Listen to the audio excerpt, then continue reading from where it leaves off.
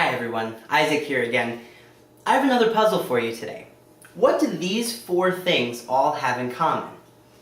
Three of them are kind of obvious. I've got a football, a dodgeball, and a soccer ball. And the fourth one is a board game. So I ask again, what do these four things really have in common? Have you thought of it? All four of them are things it's really hard to play with by yourself. Now, I've tried to play football. I've actually tried to play tennis and baseball and all those things by myself. I grew up on a street without very many kids on it, so there weren't always people around to play with. But I found out pretty soon that those things aren't that much fun unless you have a team. Our mission trip this year is based on the theme of connect. And this is based on the Gospel of John, chapter 15, verse 5, which says this: I am the vine, and you are the branches. If you are connected to me, and I am connected to you, you will produce much fruit. But apart from me, you can do nothing. One of the cool things about working on a team, whether it's a sports team or a team in the office or a team at school or a mission trip team, is that the work that's done by a group of people is many, many times the work that can be done by one person.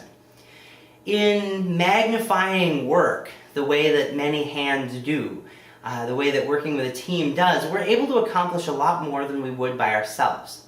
When we go to Sturgis this year, you'll be amazed at the stories you hear about how many projects we work on and how many hours we put in. It's tens of thousands of man-hours when you consider 400 people working on 60-some projects for many hours a day for several days during the week.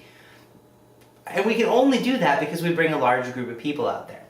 In the same way, the Bible is full of times when God calls on us to work together. For example, when Jesus set out to teach, he sent out disciples. He brought disciples with him, first assembled a group all together to learn from him, and then when he sent those people out, he sent them out in pairs with missions to do. Here's a friend to go with you, he said. You can do more work together than you can by yourselves.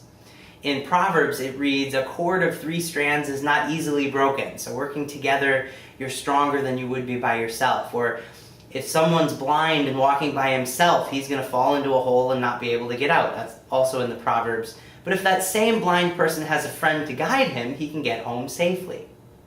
The Bible knows that working in a team helps us to work more effectively and get more done than we can by ourselves.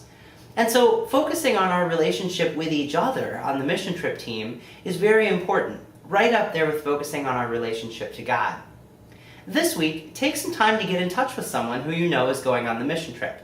Find out a little bit about them. Pick someone that you don't know terribly well so that you have a chance to get to know somebody new. You might ask about some of their favorite activities, some of the big projects they've taken on, or even where their construction skills are, or how good they are at painting, or what they'd most like to see as we're driving through the American Midwest, up in there in the north, in the Plain States.